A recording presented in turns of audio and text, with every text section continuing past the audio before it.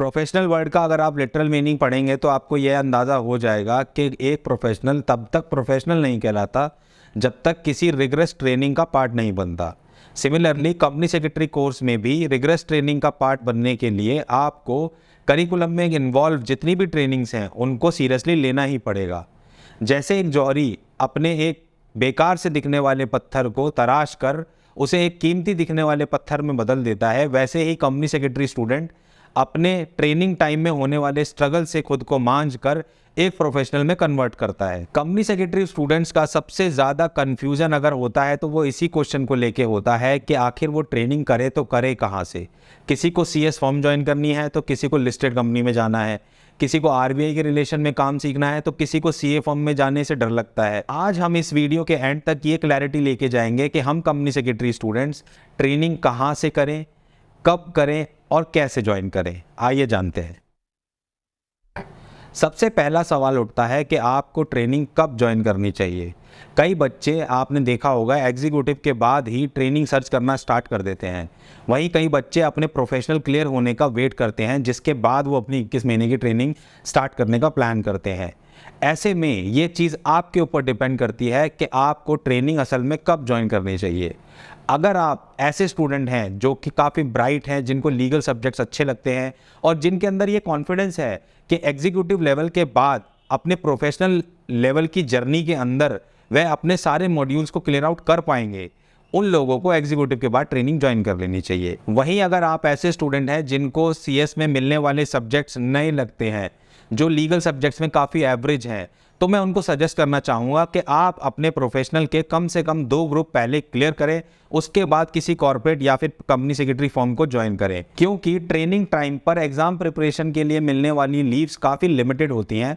वहीं आपके ट्रेनर्स या फिर कॉर्पोरेट एम्प्लॉयर्स भी उन्हीं बच्चों को प्रेफरेंस देते हैं जिनके कम से कम 2 ग्रुप फाइनल में क्लियर हो, ताकि एग्ज़ाम प्रिपरेशन के लिए ये स्टूडेंट्स कम से कम लीव्स पर जाएं और उनके ऑर्गेनाइजेशन का काम कम से कम हैम्पर हो। ट्रेनर्स को अप्रोच करना भी एक अलग टास्क है। स्टूडेंट्स को अच्छे कॉर्पोरेट ज्वाइन करने के लिए भी अच्छा खासा मेहनत करनी पड़ती है।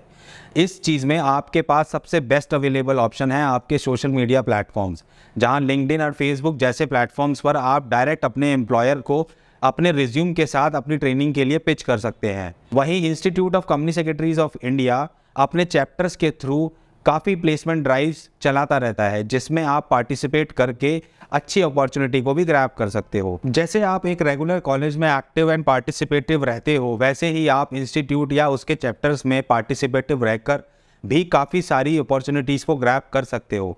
तीसरा बेस्ट अवेलेबल ऑप्शन है नेटवर्किंग, जिसमें आप सीनियर कंपनी सेक्रेटरीज के साथ जुड़कर एक नेटवर्क बिल्ड कर सकते हो। इस नेटवर्क में उनके वर्क प्लेस पे जनरेट होने वाली वैकेंसीज़ को भी आप इजीली ग्रैब कर सकते हो। और अगर आप किसी कंपनी में स्पेसिफिकली ट्रेनिंग करना चाहते हैं तो आप उनके कंपनी सेक्रेटरी की पब्लिक डोमेन में अवेलेबल ईमेल एड्रेस पर अपनी प्रोफाइल के साथ उनको डायरेक्टली पिच भी कर सकते हो। 21 मंथ की ट्रेनिंग का टेन्योर अच्छा खासा बड़ा टेन्योर है।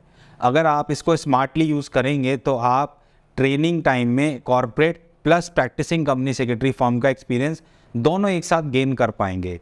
लेकिन इस ट्रेनिंग पैटर्न को स्टार्ट करने से पहले आपके दिमाग में एक क्लैरिटी होनी ज़रूरी है कि अगर आप क्वालिफाई कर जाते हैं तो आपको क्वालिफिकेशन के बाद आखिर में करना क्या है।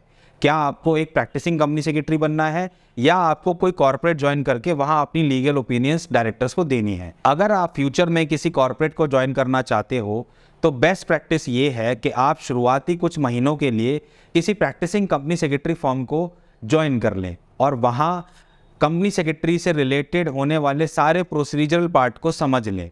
उसके बाद किसी कॉर्पोरेट को ज्वाइन करें, लेकिन ध्यान रहे कि कॉर्पोरेट के अंदर कम से कम 1 साल की ट्रेनिंग ज़रूर करें, क्योंकि कॉर्पोरेट वर्ल्ड में 1 साल ट्रेनिंग को ही वैलिड माना जाता है। वहीं अगर आपको क्वालिफिकेशन के बाद एक प्रैक्टिसिंग कंपनी सेक्रेटरी बनना है तो आपके लिए बेस्ट ऑप्शन ये है कि आप किसी well establish company secretary chartered accountant firm को ज्वाइन कर लें और अपने 21 महीने वहाँ डिवोट करें, या फिर आप किसी कॉर्पोरेट को शुरुआती 1 साल के लिए ज्वाइन कर लें और बाद की बची हुई ट्रेनिंग को प्रैक्टिसिंग कंपनी सेक्रेटरी या प्रैक्टिसिंग चार्टर्ड अकाउंटेंट के अंडर करें, ताकि इन फ्यूचर अगर आप क्वालिफाई करके कंपनी सेक्रेटरी बन जाते हैं तो आपको अंदाज़ा हो कि कॉर्पोरेट जगत काम कैसे करता है, कॉर्पोरेट कल्चर काम कैसे करता है। साथ ही आपको ये भी ख्याल में रखना है कि आप चाहे ट्रेनिंग कंपनी में करें या प्रैक्टिसिंग कंपनी सेक्रेटरी के पास, आपको केवल ट्रेनर चूज़ करना है, ऑर्गेनाइजेशन नहीं। क्योंकि अगर आपने ट्रेनर अच्छा चूज़ कर लिया तो आपको लाइफ टाइम के लिए एक गुरु मिल जाएगा। आई होप इस वीडियो के बाद आपको इतनी क्लैरिटी तो मिल ही गई होगी कि आपको आपके कंपनी सेक्रेटरी की ट्रेनिंग कब, कहाँ और कैसे करनी है। अगर इसके बाद भी आपके कंपनी सेक्रेटरी के रिलेशन में कोई क्वेरीज जनरेट होती हैं तो आप कमेंट सेक्शन में पूछ सकते हैं। अगर आपको ये वीडियो अच्छी लगी हो तो इस वीडियो को लाइक करें और शेयर करें, और साथ ही मेरे चैनल CS नूर को सब्सक्राइब करें।